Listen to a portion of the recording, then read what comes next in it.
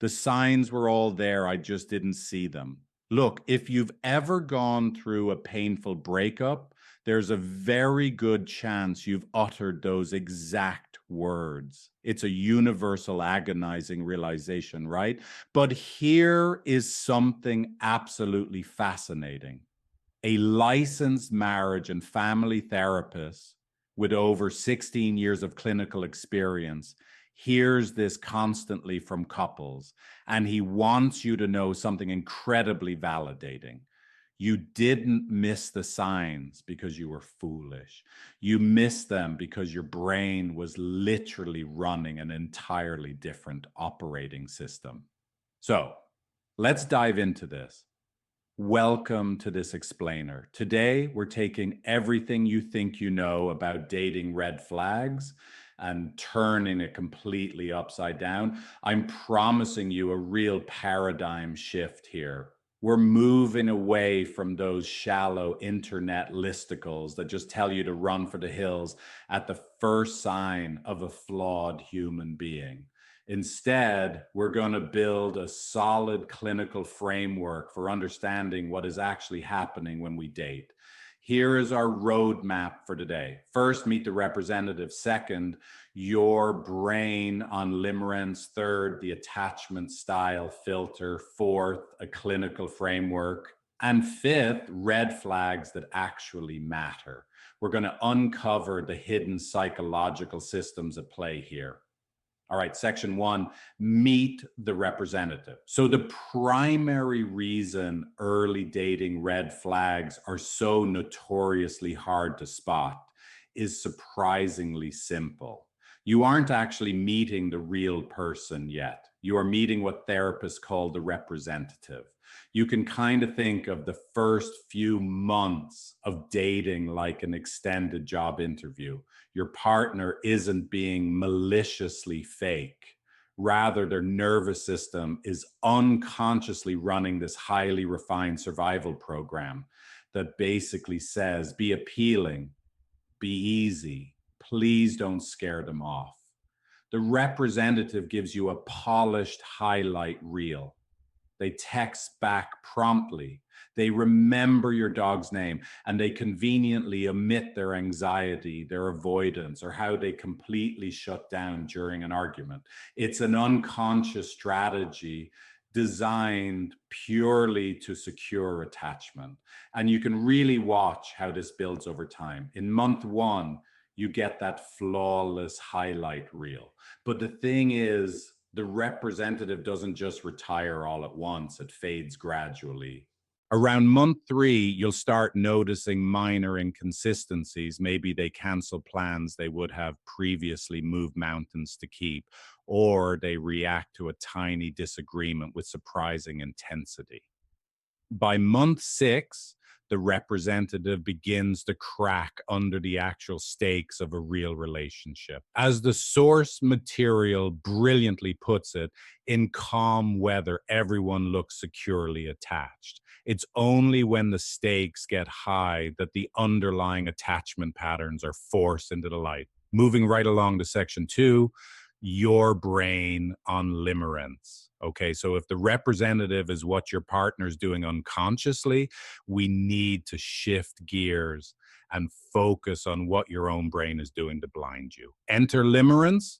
Now, this isn't just a cute case of butterflies, it is a full blown neurochemical event. Your brain is getting flooded with dopamine and norepinephrine while simultaneously suppressing serotonin. And guess what? Serotonin is the exact neurotransmitter responsible for rational, balanced thinking. Just let that land for a second. The neurochemical profile of a brain falling in love literally mirrors obsessive compulsive disorder.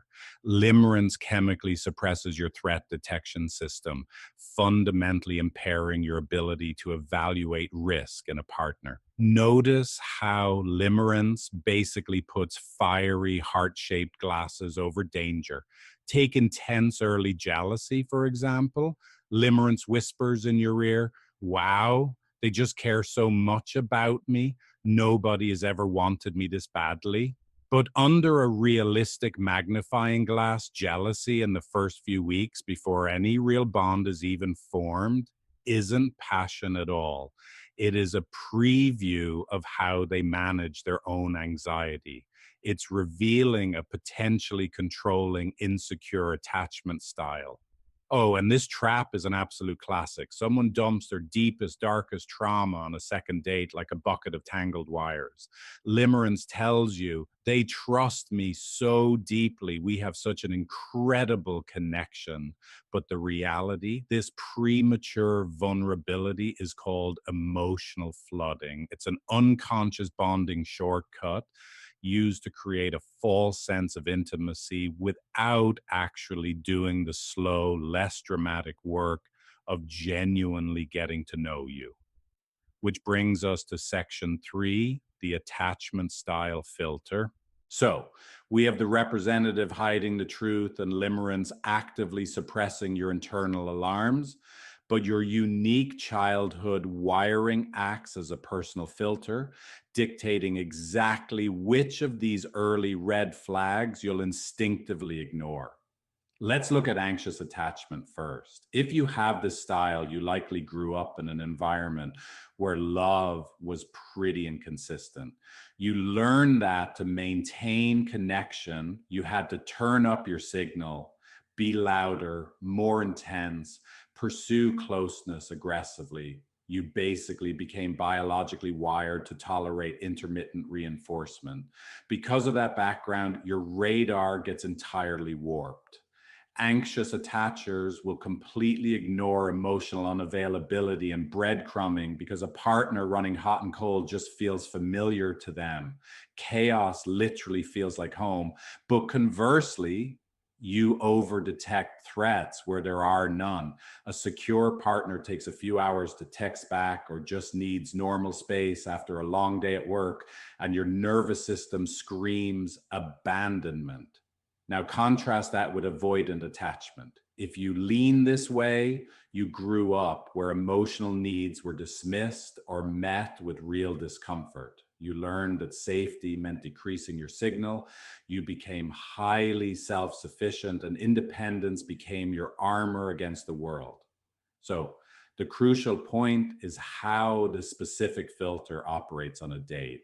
Avoidant attachers completely miss massive red flags like emotional disconnection and shallowness because, frankly, they aren't asking for emotional presence to begin with. The distance is super comfortable for them. They also tend to ignore subtle control if it's cleverly framed as giving you space. But ironically, their alarm bells will ring out loud at incredibly healthy relationship expectations, like regular communication or emotional check ins. They mistake those healthy behaviors for being clingy or engulfing. Finally, we have disorganized attachment. This is where the people meant to provide safety were also a source of fear. And this is critical. These attachers miss the most dangerous patterns. They ignore chaos and boundary violations because their internal alarm system for boundaries was never properly built in the first place. Tragically, their alarm blares at all the wrong things. Stability feels suspicious. Kindness feels like a trap. They might actively sabotage a healthy connection because the lack of drama registers to their brain as a lack of love. Section 4, a clinical evaluation framework. We spent a lot of time diagnosing the problem here. So, how do we actually see clearly through all this fog? Well, a licensed therapist's actionable checklist doesn't look for a single isolated flaw. It evaluates overarching patterns over time. You really need to watch their behavior when the bond feels threatened. How do they treat wait staff or people they don't need to impress? Can they stay consistent for at least 6 months? And importantly, notice your nervous system's reaction. If you constantly feel on edge or like you have to shrink yourself to keep the peace, Your body is telling you something that your limerence-soaked brain is desperately trying to ignore. Out of that entire list, I really want you to stop and consider this specific question. How do they handle no? This is an incredibly underrated test. When you set a boundary, like when you say you aren't available tonight, do they adjust gracefully or do they punish you? Look for the subtle guilt trips, the sudden change in tone, the pouting. Remember, the representative is programmed to be accommodating. If they can't maintain that accommodation, when you simply say no during the early dating phase, that underlying pattern of control is a massive warning sign. And equally vital, do they have the capacity to say, I was wrong? Without genuine accountability and change behavior, apologies are just pressure release valves to end an argument. If they cannot own their mistakes, mark my words, you will eventually become the designated scapegoat for absolutely every single problem in that relationship. Which brings us to our final section. Section 5, red flags that actually matter. It is definitely time to separate the clinical realities from the internet noise. Contempt, things like eye rolling or speaking down to you, is the single strongest predictor of relationship doom. An inability to tolerate your separateness, a pattern of broken repairs, and covert control framed as care are legitimately dangerous. Now, compare those to the fake internet myths we see everywhere. Pathologizing normal human independence is a trap. Needing time alone is not a red flag. It literally just means they have an inner life. Waiting to say, I love you isn't a red flag either. It actually shows that their words carry real weight rather than just being some limerence fueled reaction. But here is the ultimate twist to this whole explainer.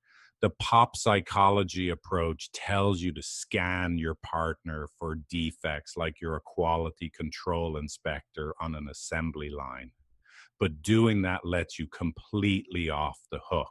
The clinical truth is that the absolute biggest red flag in any relationship is a lack of self awareness. So I want to leave you with this final, somewhat provocative thought. As you evaluate the people you date, you have to ask the harder question about the dynamic you are co creating. What red flags are you presenting? What parts of yourself is your own representative keeping hidden? Because the real work of dating isn't about finding a flawless, perfect person. It's understanding your own unhealed attachment patterns and finding someone willing to do that honest, uncomfortable work right alongside you. Well, thank you so much for joining me on this explainer. And I truly hope this gives you a whole new lens for your dating life. If you want to work on this for real, try Figlet, my AI relationship coaching app. You can start for free, no credit card needed, at figlet.empathy.com.